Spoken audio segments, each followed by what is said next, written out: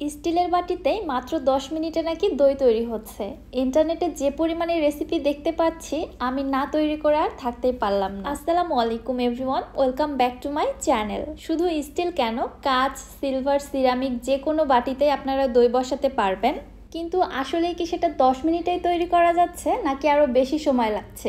এছাড়াও দইয়ের টেস্ট কেমন হবে সেটাই আমি আজকে আপনাদের মাঝে রিভিল করব। ভিডিওতে অসংখ্য টিপস থাকবে, সো রেসিপিটি দেখে নিই চলুন। বিসমিল্লাহ। দই জমানোর জন্য ফার্স্টেই লাগছে দই বীজ। এখানে আমি নিয়ে নিচ্ছি 5 টেবিল চামচ টক দই। দইটা অবশ্যই রুম টেম্পারেচারে থাকতে হবে। যে কোনো দই বসানোর ক্ষেত্রে রুম টেম্পারেচারে থাকা টক দইটাই ব্যবহার করবেন। টক দইয়ের পরিবর্তে এখানে মিষ্টি দইটাও দই বীজ হিসেবে ব্যবহার করা যেতে পারে। এবারে স্ট্রেনার সহ এভাবেই রেখে দিচ্ছি দইয়ের পানিটা ঝরে যাওয়ার জন্য।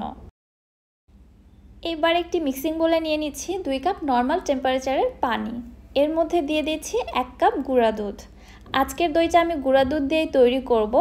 গুঁড়া দুধ দিয়ে দই তৈরির একটি প্লাস পয়েন্ট হচ্ছে অধিক সময় জাল করে দুধ ঘন করার কোনো ঝামেলাটা থাকে না, ইনস্ট্যান্ট দই তৈরি করা যায়। পানির সঙ্গে দুধটাকে খুব ভালোভাবে মিশিয়ে নিলাম। এবার এই মিক্সিং বোলটিকে আমি এক সাইডে রেখে দিচ্ছি, চলে যাচ্ছি চুলাতে। চুলায় একটি প্যানের মধ্যে নিচ্ছি 1/2 কাপ চিনি। আমি পুরোটা চিনি একবারেই ব্যবহার করছি, পরবর্তীতে আর কোনো চিনি ব্যবহার করব না। চিনিটা একটু ভালোভাবে ছড়িয়ে দিয়ে চুলাটিকে জ্বালিয়ে দিয়ে অপেক্ষা করছি চিনিটা সম্পূর্ণভাবে ক্যারামেলাইজড হওয়া পর্যন্ত। চুলার হিটটাকে হাই হিটে রাখা যাবে না, আমি মিডিয়াম হিটে রেখে দিচ্ছি। হাই হিটে ক্যারামেল তৈরি করলে ক্যারামেল কিন্তু খুব দ্রুত পুড়ে যাওয়ার সম্ভাবনা থাকে। এজন্য মিডিয়াম টু লো হিটে ক্যারামেল সবসময় তৈরি করে নেওয়ার চেষ্টা করবেন। যখন দেখবেন চিনিটা মেল্ট হয়ে কিছুটা কালার আসতে শুরু করেছে, তখন আমি নেড়ে চেড়ে দিচ্ছি। এছাড়া ক্যারামেল কোথাও বেশি পুড়ে যাবে, আবার কোথাও কালার আসবে না, সেই ক্ষেত্রে ক্যারামেল পারফেক্ট হবে না। অবশ্যই নেড়ে চেড়ে ক্যারামেলটা তৈরি করে নিতে হবে। চুলার হিটটাকে এই পর্যায়ে আমি একদম লোতে করে দিয়েছি এবং অপেক্ষা করছি ক্যারামেলের মধ্যে পছন্দ মতো একটি কালার চলে আসা পর্যন্ত। ক্যারামেলের মধ্যে আমার পছন্দ মতো খুবই সুন্দর একটি কালার চলে আসছে। এবারে আমি এর মধ্যে দিয়ে দিচ্ছি নর্মাল টেম্পারেচারে থাকা পানি। এখানে আমি টোটালে 2 কাপ পানি নিয়েছি, তবে সম্পূর্ণ পানিটা একবারে দিচ্ছি না, অল্প অল্প করে অ্যাড করে দিচ্ছি এবং নেড়ে চেড়ে দিব। তাহলে যেটা হবে, ক্যারামেলটা একেবারে জমাট বেঁধে যাবে না। এছাড়াও হুট করে সম্পূর্ণ পানিটা ঢেলে দিলে পানিটা ছিটকে শরীরে যেতে পারে।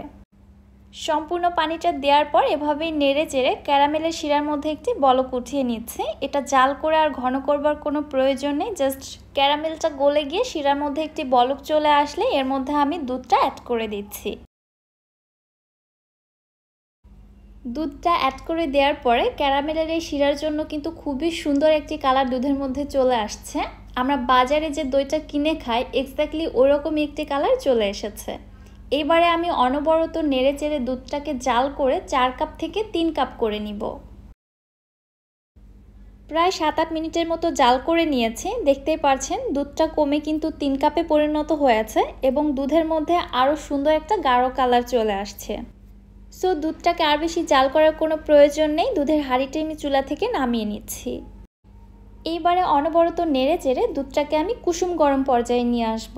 একেবারে ঠান্ডা করে ফেলানো যাবে না, আবার অনেক বেশি গরমও রাখা যাবে না। একদম কুসুম গরম পর্যায়ে নিয়ে আসতে হবে। ঠিক কোন পর্যায়ে রাখতে হবে আমি পরবর্তীতে সেটা আপনাদের দেখিয়ে দিচ্ছি। এবারে পানি ঝরানো টক দইটা অন্য একটি মিক্সিং বোলের মধ্যে নিয়ে একটি হ্যান্ড হুইস্কের সাহায্যে আমি খুব ভালোভাবে ফেটিয়ে নিচ্ছি। ফেটিয়ে একদম ক্রিমি করে নিতে হবে। আপনারা এই কাজটি চাইলে কাঁটা চামচ দিয়েও করে নিতে পারেন, তবে খেয়াল রাখতে হবে টক দইয়ের মধ্যে যেন কোনো দলা বা লাম্পস না থাকে। ঠিক এরকম ক্রিমি করেই ফেটিয়ে নিতে হবে। কতটা ক্রিমি আশা করছি আপনারা বুঝতে পেরেছেন। এবারে জাল করা দুধটা আগের থেকে অনেকটাই ঠান্ডা হয়ে কুসুম গরম পর্যায়ে চলে আসছে। এবার একটি হাতের আঙুল দুধের মধ্যে ডিপ করে 10 সেকেন্ড কাম ডাউন দিতে হবে। যদি দেখেন 10 সেকেন্ড আপনারা আঙুলটি স্টে করে রাখতে পারছেন, তাহলে বুঝতে হবে দুধটা একদম পারফেক্ট টেম্পারেচারে চলে আসছে। ঠিক এই পর্যায়ে কিছু পরিমাণের দুধ আমি টক দইয়ের মধ্যে দিয়ে ভালোভাবে ফেটিয়ে নিচ্ছি। টক দইটা একেবারে দুধের মধ্যে দিয়ে ফেটিয়ে নিতে একটু প্রবলেম হয়, এইভাবে তৈরি করলে খুবই সুবিধা হয়। ভালোভাবে মিশিয়ে নেওয়ার পরে এই মিশ্রণটা আমি সরাসরি দুধের মধ্যে ঢেলে দিচ্ছি। আবার একটি হ্যান্ড হুইস্কের সাহায্যে খুব ভালোভাবে ফেটিয়ে নিচ্ছি। টক দইটা যেন দুধের সঙ্গে ভালোভাবে মিশে যায় এবং দুধের মধ্যে যেন অনেক পরিমাণে ফেনা বা বাবল ক্রিয়েট হয়। তাহলে দইয়ের লুকসটা একদম বাজারে কেনা দইয়ের মতো চলে আসবে। দইয়ের মিশ্রণটা রেডি হয়ে গিয়েছে। এবারে দই বসানোর জন্য আমি এখানে একটি ছোট্ট স্টিলের হাঁড়ি ব্যবহার করছি।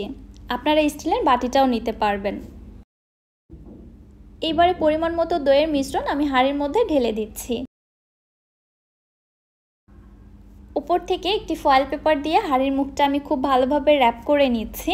আপনারা যে পাত্রে দই বসাবেন ওই পাত্রে যদি কোনো অ্যাপ্রোপ্রিয়েট ঢাকনা থেকে থাকে তাহলে ঢাকনা দিয়ে ঢেকে দিবেন। এমন ঢাকনা ব্যবহার করবেন না যেটা দিয়ে ভেতরের তাপটা বের হতে পারে, অথবা দইটা স্টিম করার সময় স্টিমের বাষ্পটা ভেতরে ঢুকতে পারে, অথবা স্টিম করার সময় পানির বলকটাও যেন ভেতরে ঢুকতে না পারে, ঠিক এরকম একটি ঢাকনা ব্যবহার করতে হবে। বাকি যে দইয়ের মিশ্রণটা ছিল ওইটা আমি একটি সিরামিকের বাটির মধ্যে নিয়ে নিচ্ছি। এটাতেও দই জমবে কিনা সেটাও আমি আপনাদের দেখিয়ে দিব। এটাও আমি একটি ফয়েল পেপার দিয়ে র্যাপ করে নিলাম। চলে যাচ্ছি চুলাতে। চুলায় একটি প্যানের মধ্যে আমি একটি স্ট্যান্ড বসিয়ে দিয়েছি এবং স্ট্যান্ড বরাবর পানি দিয়েছি। পানিটা কিন্তু ঠিক এমন লেভেলেই দিতে হবে। এবারে আমি এর উপরে স্টিলের হাঁড়িটা বসিয়ে দিচ্ছি এবং একটি ঢাকনা দিয়ে ঢেকে দিয়ে দইটিকে ভাপিয়ে নিব 10 মিনিট। 10 মিনিট পরে আমি চেক করে নিয়েছিলাম, এক্স্যাক্টলি 10 মিনিট পরে কিন্তু দই জমেনি। আমি আরও 10 মিনিট এক্সট্রা করে ভাপিয়ে নিয়েছি। দেন তারপরে দইটিকে সম্পূর্ণভাবে ঠান্ডা করে নিয়েছি। এরপর আপনাদের দেখাচ্ছি, দেখুন দইটা কিন্তু পারফেক্টলি ঠিকই জমেছে।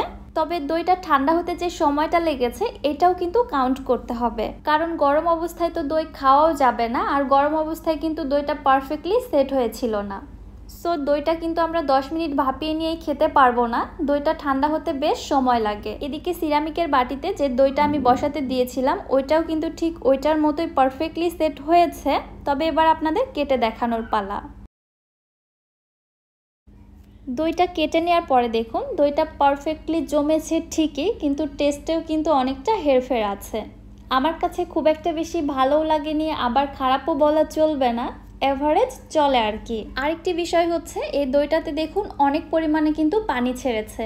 নর্মালি আমরা যেভাবে দই তৈরি করি তার থেকে বেশ অনেক পরিমাণে পানি ছেড়েছে, আর এটা বেশিক্ষণ রাখাও লাগেনি। দইটা কেটে নেওয়ার পরপরই দেখা গেছে পানিটা ছেড়ে দিয়েছে। যারা দই জমাতে পারেন না বা বসাতে পারেন না তাদের জন্য এটা একটা প্লাস পয়েন্ট হতে পারে। তবে অথেন্টিক দইয়ের টেস্ট যেটা সেটা পাওয়া যাবে না, তবে আবার খারাপও বলা যাবে না। আশা করছি রেসিপির ডিটেলসটা আমি আপনাদের জানাতে পেরেছি বা বোঝাতে পেরেছি। আপনাদের কতটুকু উপকার হয়েছে আমাকে অবশ্যই কমেন্ট করে জানাবেন। এরকমই সকল সঠিক টিপস পাওয়ার জন্য আমার চ্যানেলটি অবশ্যই সাবস্ক্রাইব করে রাখবেন, এবং যারা ফেসবুক পেজ থেকে দেখছেন পেজটিতে একটি ফলো দিয়ে দিবেন। আজকের মতো তাহলে এখানেই বিদায় নিচ্ছি। সবাই ভালো থাকবেন, সুস্থ থাকবেন। আল্লাহ হাফেজ।